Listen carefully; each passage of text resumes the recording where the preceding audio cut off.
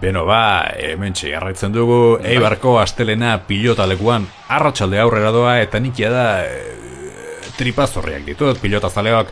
Horregatik fronteko tabernako nire adiskide Mielmariri mokadutxo bat egiteko eskaria egiten ari naiz. Hementxe bidali dit zintzo demonio beraien karta. Beraz, gure gaurko pilotariei galdetuko diegu ea beraiek ere zerbait nahi duten. Zizkamizketan txorixo egosia dago, norbaitek nahi du?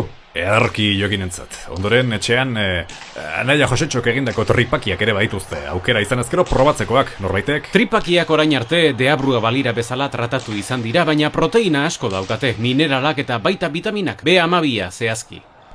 Peiorentzat ere tripakiak dirudienez. Hortaz gain, txerriankak ere badituzte. Baita hilak pizteko salda ere, zeinek nahi ditu?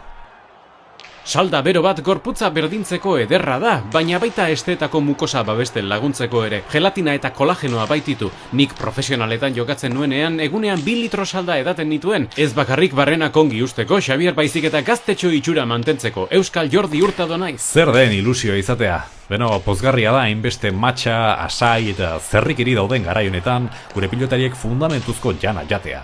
Sukalde etxi baino lehen Mielmari bideituko diot beraz. Eta zuek pilotazaleok esaten duten bezala izan untxa eta egon guatxik.